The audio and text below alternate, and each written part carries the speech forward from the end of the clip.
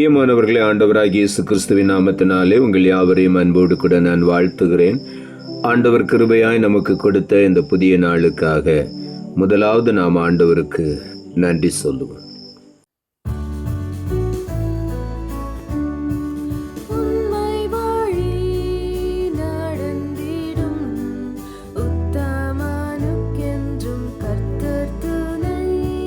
கண்கள் அவன் மீது வைத்திடுவார், கருத்தாய் காத்திடுவார். கண்கள் அவன் மீது வைத்திடுவார், கருத்தாய் காத்திடுவார். கர்த்தரை நம்பியே ஜீவிப்போம், கவலை கஷ்டங்கள் தீர்ந்திடும். கைவிடா காத்திடும் பரமனின் கரங்களை நாம் பற்றிக் கொள்வோம். கைவிடா காத்திடும் பரமனின் கரங்களை நாம் பற்றிக் கொள்வோம். இந்த நாளுக்கு அந்த ஆண்டவர் கொடுக்கிற ஒரு வார்த்தை 2 தெசலோனிக்கேயர் புஸ்தகம் 3வது அதிகாரம் 3வது வசனம். 2 தெசலோனிக்கேயர் 3:3. கர்த்தரோ உண்மையுள்ளவர், அவர் உங்களை ஸ்திரப்படுத்தி தீமையினின்று விலக்கி காத்து கொள்ளுவார்.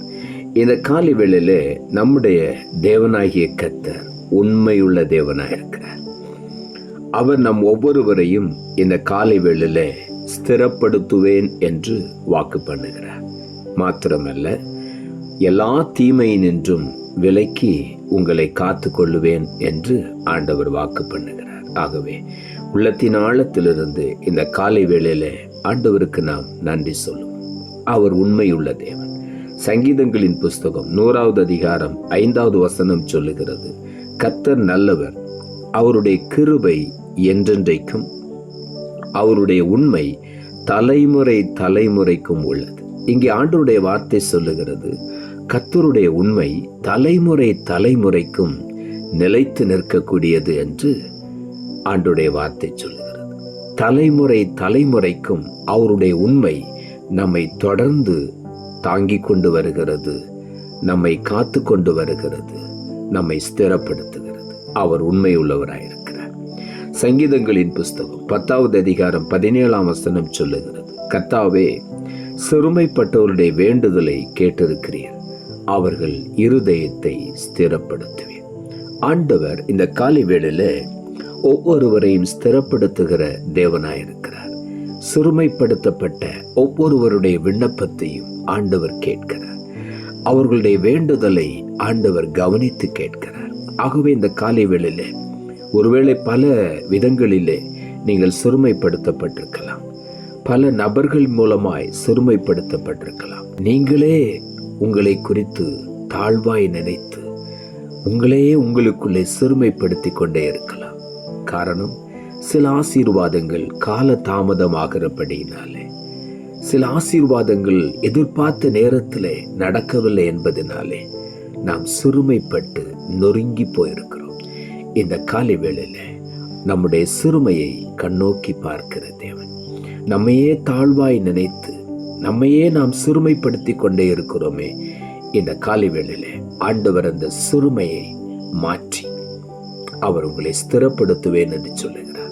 இந்த காலை வேளையிலே பல ஆசீர்வாதங்களை எதிர்பார்த்து அநேக ஆண்டுகள் காத்திருக்கலாம். ஒருவேளை ஒரு குழந்தை பாக்கியத்திற்காக, இல்லாவிட்டால் திருமண வாழ்க்கைக்காக, இல்லாவிட்டால் ஒரு நிரந்தரமான நல்ல வேலைக்காக, பொருளாதார ஆசீர்வாதங்களுக்காக, ஒரு சொந்த வீடு இல்லையே என்று சொல்லி, ஒரு சொந்த வீடு கிடைக்காதா என்று சொல்லுகிற ஏக்கத்தோடு பல காரியங்களை நீங்கள் பல ஆண்டுகள் காத்திருந்து ஒருவேளை சோர்ந்து போயிருக்கலாம்.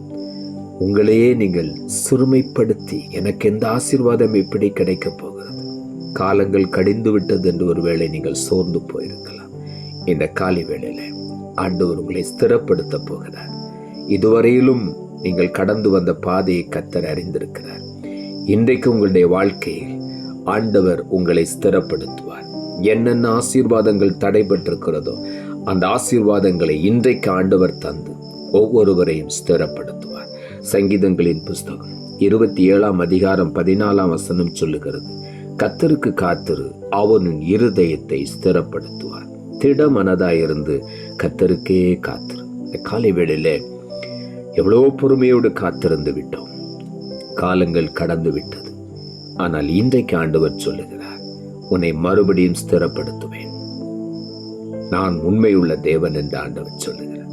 நீ கர்த்தருக்கு காத்திரு, அவர் இருதயத்தை ஸ்திரப்படுத்துவார். திடமனதாயிருந்து கர்த்தருக்கே காத்திரு. இன்றைக்கு உன் இருதயத்தை ஸ்திரப்படுத்தி உன் வேண்டுதல் எல்லாவற்றையும் நிறைவேற்றுவார். நீதிமொழிகளின் புஸ்தகம் 19 அதிகாரம் 23 சொல்லுகிறது, கர்த்தருக்கு பயப்படுதல் ஜீவனுக்கு ஏதுவானது, அதை அடைந்தவன் திருப்தி அடைந்து நிலைத்திருப்பான், தீமை அவனை அணுகாது. கர்த்தருக்கு பயப்படுதல் ஜீவனுக்கு ஏதுவானது என்று எழுதப்பட்டிருக்கிறது. ஆண்டவருக்கு நாம் முழுமையுமாய் நம்மை அர்ப்பணித்து அவருடைய வார்த்தைக்கு கீழ்ப்படியும் பொழுது அது ஜீவனுக்கு ஏதுவானது. அதை அடைந்தவன் எப்பொழுதும் திருப்தி அடைந்து அவருக்குள் நிலைத்திருப்பான், ஒரு தீமையும் அவனை அணுகாது. ஆகவே இந்த காலை வேளையிலே நாம் கர்த்தருக்கு நம்மை முழுவதுமாய் அர்ப்பணித்து அவருக்கு காத்திருந்து நாம் அவரில் நிலைத்திருக்கும் பொழுது ஒரு தீமையும் நம்மை அணுகாதபடி ஆண்டவர் காத்துக்கொள்வார். மாத்திரமல்ல, நம்மை மேன்மைப்படுத்தி உயர்ந்த அடைக்கலத்திலே ஆண்டவர் வைப்பார். 1 பேதுருவின் புஸ்தகம் 5 அதிகாரம் 10 சொல்லுகிறது, கிறிஸ்து இயேசுவுக்குள் நம்மை தமது நித்திய மகிமைக்கு அழைத்தவராயிருக்கிற சகல கிருபையும் பொருந்திய தேவன் தாமே கொஞ்ச காலம் பாடு அனுபவிக்கிற உங்களை சீர்படுத்தி பலப்படுத்தி நிலை நிறுத்துவாராக என்று இங்கே எழுதப்பட்டிருக்கிறது. கொஞ்ச காலம் பாடுகள். ஒருவேளை மிகவும் சோர்ந்து போய் இந்த காலை வேளையிலே நீங்கள் காணப்படலாம். இன்றைக்கு ஆண்டவர் உங்களை நிலைநிறுத்துவார், உங்களை ஸ்திரப்படுத்துவார். எல்லா தீமையிலிருந்து உங்களை விலக்கி காத்துக்கொள்வார். எல்லா நிந்தைகளையும் அவமானங்களையும் உங்களை விட்டு அகற்றி போடுவார். இன்றைக்கு உங்களை ஸ்திரப்படுத்துவார். இதுவரையிலும் நீங்கள் பெற்றுக்கொள்ளாத ஆசீர்வாதங்களை, நன்மைகளை இந்த காலை வேளையில் ஆண்டவர் உங்களுக்கு தந்து உங்களுடைய விசுவாசத்தை ஸ்திரப்படுத்துவார். உங்களுடைய எல்லா ஆசீர்வாதங்களையும் முழுமையுமாய் கொடுத்து உங்களை ஸ்திரப்படுத்துவார். ஆகவே இந்த காலை வேளையில உள்ளத்தின் ஆழத்திலிருந்து ஆண்டவருக்கு நன்றி சொல்வோம். கொஞ்ச காலம் அந்த பாடுகள் கடந்து போகிறது.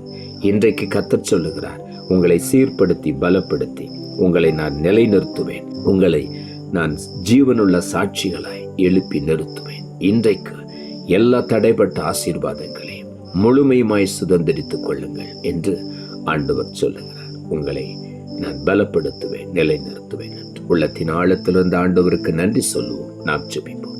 அன்புள்ள ஆண்டவரை, கிருபையாய் நீர் கொடுத்த இந்த புதிய நாளுக்காய் மறுபடியும் உமக்கு நன்றி செலுத்துகிறோம்.